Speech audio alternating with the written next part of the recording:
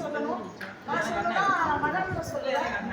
ஓ, அவருடைய அண்ணனா அவர் எல்லா அக்காவும் எடுத்துட்டாரு, அவர் அண்ணன் எடுத்துட்டாரு. ஸோ அவருக்கு நம்ம ஒரு கிளாப் பண்ணலாம். சமூக சேவை அப்படின்றது, சமூக சேவைன்றது நம்ம இவ்வளோ நேரம் பண்ணது ஒரு சமூக சேவை தான். பட் நான் ஒருவருடைய மனசை புரிஞ்சுக்கிட்டு அவங்களுக்கு தன்னம்பிக்கை கொடுக்குறதும் தைரியம் கொடுக்குறதும் ஒரு மிகப்பெரிய சமூக சேவை தான். அதில் உண்மையாக சாருக்கு ரொம்ப ஹாட்ஸ்அப் பண்ணுவேன். ஸோ 2-3 வார்த்தை பேசணும். தேங்க்யூ.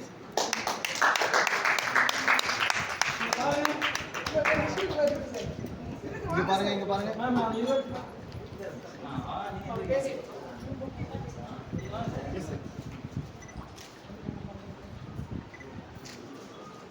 Okay.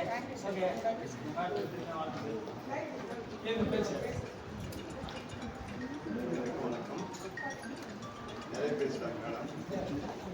எனக்கு பின்னாடி இப்படி வந்துருங்க. சரிங்க வந்துருங்க. மேடம் நிறைய சொல்லிட்டாங்க, புகழ்ந்து பேசிட்டாங்க. அப்படிலாம் ஒன்றும் கிடையாது. எனக்கு எல்லாமே வந்து அவர் திரைப்படத்தில் நடிக்கிறதுக்காக ஒரு 5 வருஷத்துக்கு முன்னாடி அந்த திரையுலகிற்கு வந்தேன். வரும்போது அண்ணன் வந்து எனக்கு ஒரு 15 ஆண்டு கால நட்பு எங்களுக்கு. நான் சரத்மா சார் இருந்தேன், அவர் வீட்டில் ஒரு பையன், அப்படி ஒரு ஜர்னி. அதுக்கப்புறம் வந்து அண்ணனோட ஃப்ரெண்ட்ஷிப் கிடைச்சது. நான் திரைப்படத்தில் நடிக்க வரும்போது நான் ஒரு தயாரிப்பாளராகணும், நான் ஒரு படம் பண்ணணும். அதில் வந்து நிறைய புதுமுகங்களுக்கு வந்து நிறைய வாய்ப்பு கொடுக்கும். ஆனாலும் ஜெயிக்கணும்னு நினச்சி நான் திரையுலகுக்குள்ளே வந்தேன். வரும்போது அப்போ அண்ணன் சொன்னார், உங்களுடைய சிந்தனை நல்லது தான், ஆனால் இங்கே புதுமுகங்கள் ஜெயிக்கிறதுக்கெல்லாம் கொஞ்சம் வாய்ப்புகள் கம்மி, அதை பார்த்து கொஞ்சம் எப்படி பண்ணணும் அப்படி பண்ணுங்க அப்படின்னு சொல்லும்போது, ஓகே நான் அதை நான் பார்த்துக்கிறேன், என்னுடைய கம்பெனிக்கு ஒரு நல்ல பேராக வந்து வச்சு கொடுங்க அப்படின்னு சொல்லி அண்ணன் தான் என்னுடைய கம்பெனிக்கு பேர் வச்சு கொடுத்தாரு. அவர் பேர் வச்ச நேரமாக என்னன்னு தெரியல. அப்புறம் வந்து திரும்பி பார்த்து ஒரு ஃபஸ்ட்டு ஒரு படம் மூவி பண்ணேன். அந்த படத்தில் வந்து பார்த்தீங்கன்னா நிறைய பிரச்சனைகள், நிறைய கஷ்டங்கள் எல்லாமே அனுபவிச்சுட்டேன். ஐயோ இந்த சினிமாவே நமக்கு வேண்டாம், வடிவேல் சொல்லுவார், பாம்பா பிறந்தாலும் படம் எடுக்கக்கூடாதுன்னு சொல்லிட்டு. அந்த மாதிரி ஏன்டா இந்த படம் பண்ணோன்ற அளவுக்கு நான் ரொம்ப கஷ்டப்பட்டேன். ஆனால் ரிலீஸுக்கு அப்புறம் பார்த்தீங்கன்னு வச்சுக்கோங்களேன், மிகப்பெரிய வெற்றி, மிகப்பெரிய வெற்றி. எனக்கே புரியல, உண்மையாகவே நம்ம ஜெயிச்சுட்டுமா அப்படின்னு ஒரு கனவு. ஏன்னா என்னுடைய காரு, என்னுடைய கோல்டு எல்லாமே விட்டுட்டேன். படம் பண்ண முடியல, லாஸ்ட்டு ஃபைனல் வந்து ரிலீஸ் பண்ண முடியல. அவ்வளோ கஷ்டப்படும் போது நண்பர்கள்கிட்ட போய் நிற்கல, அண்ணங்கிட்ட மட்டும் தான் கேட்டேன், ஐயோ என்னென்ன பண்ணலாம் அப்படின்னு. இது எங்க சார் நீங்கள் ஜெயிச்சிடுவீங்க அப்படின்னு சொன்னேன். எல்லாமே போயிடுச்சுங்கன்னு சொன்னேன். அதை பார்த்துக்கலாம் விடுங்க சார், நம்மகிட்ட இல்லாததான் அப்படின்னு சொல்லிட்டாரு. சரி ஓகே, அண்ணன் ஒரு தன்னம்பிக்கை கொடுத்தாரு, பார்ப்போம்னு சொல்லிட்டு படம் ரிலீஸ் பண்ணேன், மிகப்பெரிய வெற்றி. அதுக்கப்புறம் தொடர்ந்து பார்த்தீங்கன்னு வச்சுக்கோங்க, என்னுடைய சொந்த தயாரிப்பிலே இது 4வது படம் நான் பண்ணுறேன். லாஸ்ட்டாக வந்து விடுமுறை ஒரு படம் பண்ணியிருக்கேன். அதில் வந்து பார்த்தீங்கன்னா நானே டைரக்ஷன் பண்ணி புதுமுகங்களுக்கு வந்து நல்ல ஒரு வாய்ப்பு கொடுத்து சக்ஸஸ் பண்ணணும்னு சொல்லிட்டு அடுத்த மாதம் 5ஆம் தேதி படம் ரிலீஸ். இன்னைக்கு தான் வந்து ஃபைனல் பண்ணியிருக்கேன். எல்லாரும் தேட்டர் படம் பாருங்க. என்னை பற்றி சொல்றதை விட இந்த சாதனையாளர்களுடைய அவார்டுன்னு ஒரு அவார்டு வந்து மேடம் வந்து கொடுக்குறாங்க. கிட்டத்தட்ட மேடம் வந்து ஒரு 1 மந்த்தாக வந்து பேசியிருக்காங்க, இது எப்படி பண்ணலாம் அப்படி பண்ணலாம் சொல்லி பேசும்போது சில விஷயங்கள் நமக்கு தெரிஞ்ச விஷயங்கள் இதை பற்றிலாம் பேசணும், வேறு மாதிரி சில விஷயங்கள் பேசணும். இப்போ மேடமுடைய சிந்தனைகள் எல்லாமே எப்படி இருக்கும் அப்படின்னு சொன்னால், பெண்களை வந்து நல்லா வளர்ச்சி பாதையில் கொண்டு போய் விடணும் சார். நிறைய வந்து நம்ம என்னதான் வந்து வளர்ந்தாலும் இன்னும் பெண்கள் பின்தங்கியே இருக்காங்க. அவங்கள நம்ம வந்து நல்லபடி வளர்த்து விடணும். நிறைய வந்து அவங்க சாதனை பண்ணுற மாதிரி நிறைய ஃபீல்டில், அதாவது பியூட்டிஷியன் மட்டுமே கிடையாது, நிறைய இருக்காங்க லைஃப்பில். வந்து பார்த்தீங்கன்னா இன்னைக்கு பெண்கள் இல்லாத இடமே கிடையாது. ஒரு காலத்தில் வந்து வீட்டை விட்டு வெளியே போகக்கூடாது, வீட்டை விட்டு வெளியே போகக்கூடாது. வீட்டுக்குள்ளவே வந்து நான் பார்த்துருக்கேன், எங்கள் அம்மா, எங்கள் சித்தி, இந்த மாதிரி நிறைய பேர் பார்த்துருக்கேன். எங்கள் சித்தப்பா, எங்கள் அப்பாலாம் என்ன பண்ணுவாங்கன்னு தெரியும். காலையில் எழுந்த உடனே தோட்டத்துக்கு போகணும்னு சொல்லுவாங்க, மாடு கட்டணும்னு சொல்லுவாங்க, வீட்டுக்கு வரதுக்கு சமைச்சு வச்சுன்னு சொல்லுவாங்க, அவர் வந்ததுக்கப்புறமா சாப்பிடணும்னு சொல்லுவாங்க. இதையெல்லாம் நான் பார்த்துருக்கேன். எங்கள் அம்மா கிட்ட கேட்பேன், ஏமா இப்படிலாம் இருக்கீங்க, என்ன உன் புருஷன் போயிட்டு வந்த உடனே சாப்பாடு போட்டு வச்சு அவர் சாப்பிட்டதுக்கு அப்புறம் சாப்பிடணுமா கேட்பேன். இல்லை சொல்லாதடா அப்பா, அவர் சாப்பிட்டதுக்கு அப்புறமா தான் நம்ம சாப்பிடணும் அப்படின்னு சொல்லக்கூடிய காலங்களை கடந்து தாண்டி இன்னைக்கு வந்து பார்த்தீங்கன்னா காலங்கள் வேற மாதிரி போயிடுச்சு. இன்னைக்கு நிறைய ஆண்கள் வேலைக்கு போறதுல நான் நினைக்கிறேன். அவங்க தான் வேலைக்கு போறாங்க. நிறைய இடங்களில் பார்த்தீங்கன்னா கஷ்டப்பட்டு குடும்பத்தை வந்து ரன் பண்றதே பெண்களாக தான் இருக்காங்க. அப்படி ஒரு ஜென்ரேஷன்ல வந்து இப்போ நம்ம வாழ்ந்துட்டு இருக்கோம். அதை பார்க்கும்போது ரொம்ப பெருமையா இருக்கு. அதை வச்சு தான் வந்து நிறைய விஷயங்கள் திங்க் பண்ணி நானே ஒரு படம் டைரக்ஷன் பண்ணலாம் அப்படின்னு சொல்லி ஒரு ஐடியா பண்ணும்போது தான் இருமுனைன்னு ஒரு படம் பண்ணலாம்.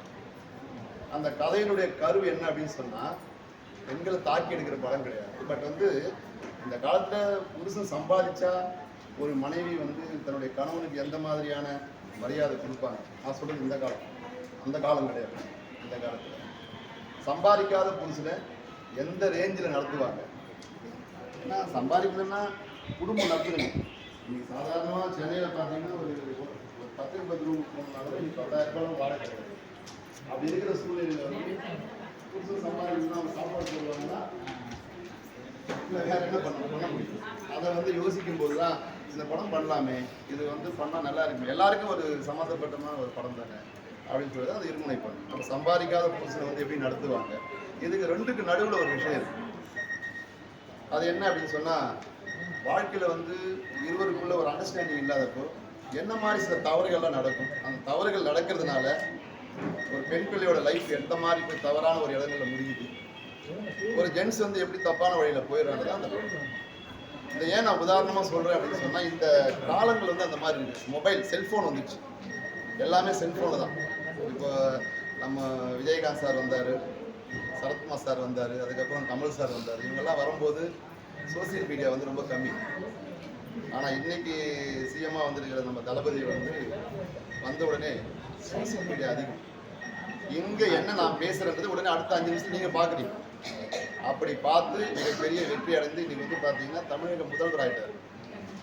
60 ஆண்டு காலம் 20 ஆண்டு காலம் அரசியலை உழைச்சி ஒரு மனிதன் வந்து இன்னைக்கு வந்து ஒரு தமிழ்நாட்டுக்குள்ள வந்து வர்றது வந்து மிகப்பெரிய விஷயம். ஜாம்பவான்கள் எவ்வளோ பெரிய ஜாம்பவான்கள் இருக்கிற இடம், இந்த ஜாம்பவான்கள்லாம் உடைச்சி ஒரு மனுஷன் வந்து நிற்கிறான் அப்படின்னு சொன்னா மிகப்பெரிய விஷயம்.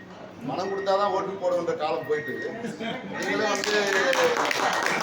நீங்கள் வந்து காக்கி பேண்ட் வெள்ளை சட்டை போட்டு வாங்கணும்னா போய் கடையில் போய் கேட்குறேன். எனக்கு வந்து ஷூட்டிங் வேற, மறுநாள் ஷூட்டிங், எனக்கு இன்ஸ்பெக்டர் ட்ரெஸ் வேணும். ரெடிமேட் கடைக்கு வந்து எல்லாமே கிழிஞ்சு போயிருக்கு. சரி புதுசாக ஒரு காக்கி பேண்ட் வாங்கணும்னு சொல்லிட்டு போகிறேன். காக்கி பேண்டே கிடையாது சார், எல்லாமே காக்கி பேண்ட் வாங்கி ஓட்டு போட போகிறாங்க. அவ்வளோ வந்து ஒரு பேர் வராங்க. தமிழ்நாட்டுக்கு வந்து 24 லட்சம் பேர் வராங்க ஓட்டு போடுறது ஃபாரின்ல இருந்து ஒரு ஓட்டுக்காக. அப்படி ஒரு ஜென்ரேஷன் நம்ம வாழ்க்கோம். இந்த ஜென்ரேஷனில் வந்து அந்த மாதிரி ஒரு ஜென்ரேஷனில் சித்ரா மேடம் மாதிரி வந்து சில பேர் மட்டும்தான், எல்லாருக்குமே வந்து ஒரு சமூக ஆர்வம், ஒரு சமூக சிந்தனை வராது கிடையாது. ஏன்னா சந்தர்ப்பம், சூழ்நிலை, குடும்பம், சில பிரச்சனைகள் இதையெல்லாம் தாண்டி வரது ரொம்ப கஷ்டம். இன்னும் அப்படி தான் இருக்காங்க நிறைய பேர். அப்படி இருக்கிற ஒரு சூழ்நிலையில் சித்ரா மேடம் மாதிரி இருக்கிறவங்க நிறைய விஷயங்கள் சாதனை பண்ணணும், நிறைய விஷயங்கள் சாதிக்கணும். பெண்கள் நிறைய வந்து ஒரு வளர்ச்சி பாதைக்கு போகணுன்றதுக்காக இன்னைக்கு வந்து இந்த சாதனையாளர்கள் சாதனை நாயகி அவார்டு வந்து கொடுக்குறாங்க. ரொம்ப சந்தோஷம். இங்கே எனக்கு முன்னாடி வந்து மேடம்லாம் பேசினாங்க, எப்படி இருக்கணும், எந்த மாதிரி வந்து வாழ்க்கை எப்படி வாழணும், கடவுள் வந்து மனுஷனை எப்படியெல்லாம் மாற்றலாங்கன்னு சொல்லிட்டு பேசிட்டு உட்காந்துருக்காங்க மேடம். ரொம்ப சந்தோஷமா இருந்தது கேட்கும்போது.